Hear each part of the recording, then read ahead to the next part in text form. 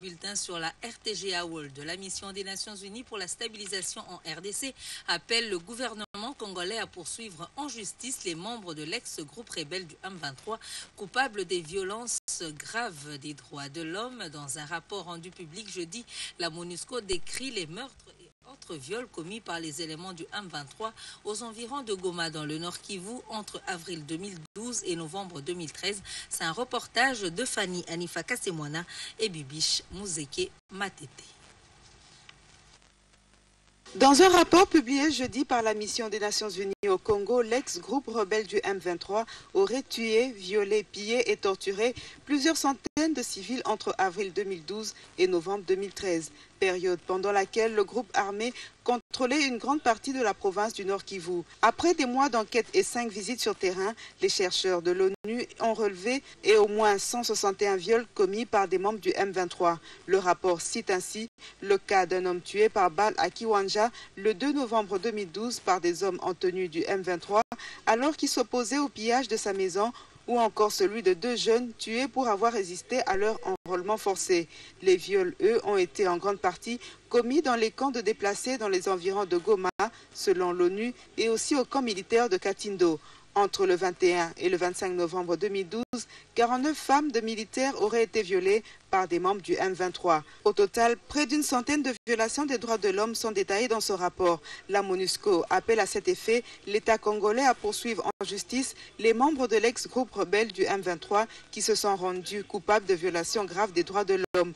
Pour rappel, après la fin du M23, il y a un an, 13 mandats d'arrêt avaient été lancés par la RDC. Le M23 n'a été traduit en justice. La MONUSCO a salué ces 13 mandats avant de demander l'arrestation de ces 13 personnes et que la justice soit rendue dans un délai raisonnable. L'ONU estime que le fait que les auteurs des violations des droits de l'homme jouissent toujours d'une impunité continue, un facteur déstabilisant pour la sous-région. La plupart de ces auteurs sont réfugiés au Rwanda ou encore en Ouganda selon Kinshasa, 2 pays qui à ce jour ont refusé d'extrader les personnes accusées de crimes graves. Avec ce nouveau rapport, l'ONU espère mettre la pression sur les 3 pays afin d'éviter l'impunité sans garantie d'être entendue. Il faut noter que plusieurs rapports des Nations Unies ont indiqué que le M23 avait bénéficié du soutien militaire et financier du Rwanda. À ce jour, seule la Cour pénale internationale a annoncé ouvrir une procédure contre l'un des ex-dirigeants du M23. Le procès de Bosco Ntaganda, ancien chef militaire de l'armée patriotique pour la libération du Congo de Thomas Lubanga à la Cour pénale internationale, débute le 2 juin prochain. Cette date a été fixée après les audiences de confirmation de charges. Il est reproché au général Bosco Ntaganda, surnommé Terminator, de crimes de guerre et de crimes contre l'humanité pour les actes perpétrés en Ituri en 2003.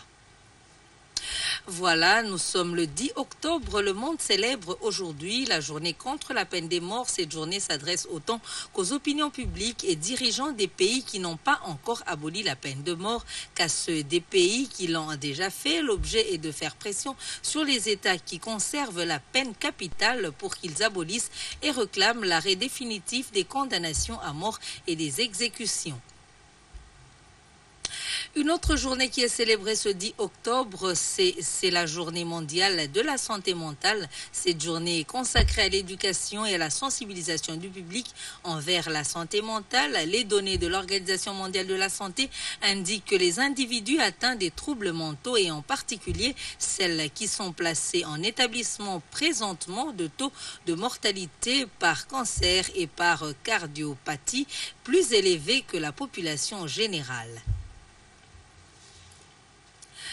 Nous allons parler à présent de Jeudi Sinistre, cette opération où 127 dossiers en assurance vie, automobile et incendie ont été traités et payés par la SONAS dans le cadre de l'opération Jeudi Sinistre. Occasion pour la SONAS de sensibiliser et de rappeler à la population le bien fondé de souscrire à l'assurance de son choix pour plus de sécurité. C'est un reportage de Bibiche Mouzeke Matete et Chims Kapangala. Le rendez-vous de tous les jeudis à Limité a été respecté ce 8 octobre. C'est pour payer les sinistres que l'assureur national a convoqué les personnes victimes d'accidents ou leur ayant droit, comme le prévoit son objet social.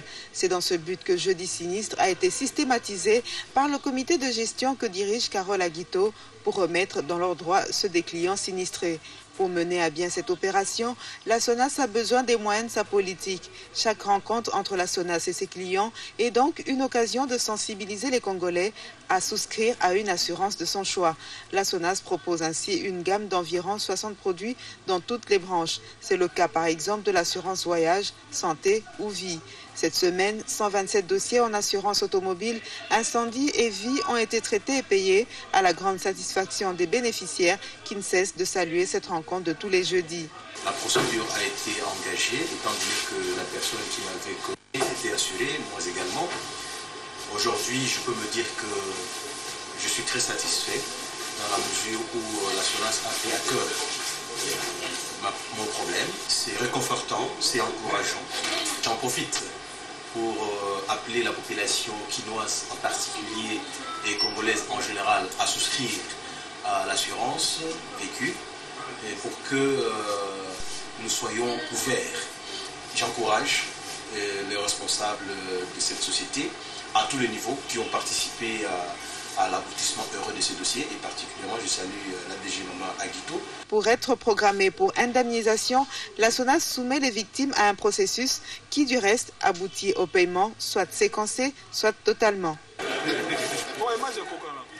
Coup d'œil en province pour faire la restitution de la mission d'installation des comités fédéraux du PPRD Kasaï occidental. Voilà l'objectif de la rencontre entre Diller Kawiwo et les notables du PPRD.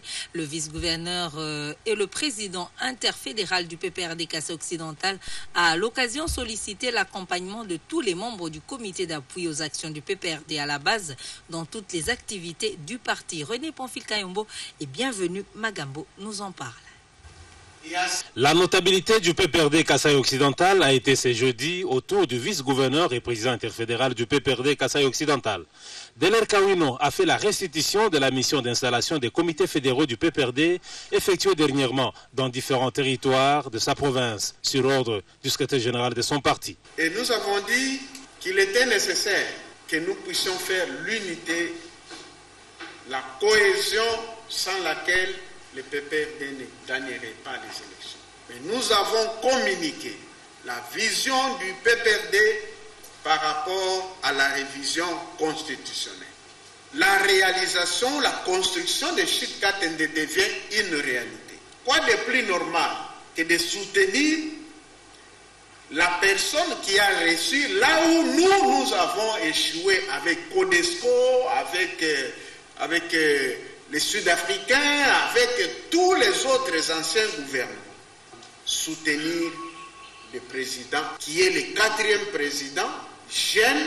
Devant la notabilité du PPRD Kasaï occidental, réunie au sein du comité d'appui aux actions du PPRD à la base, l'interfédéral Deler Kawino s'est félicité d'avoir prêché la cohésion dans toutes les fédérations et le mot d'ordre selon lequel pas une parcelle sans PPRD.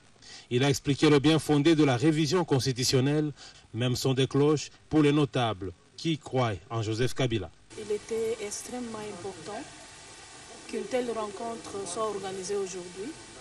Ça a permis aux gestionnaires du parti au quotidien et les notables qui restent à Kinshasa pour pouvoir échanger sur la vue du parti dans notre province. Kabila a tendu la main vers l'élection occidentale en concluant un barrage le plus important.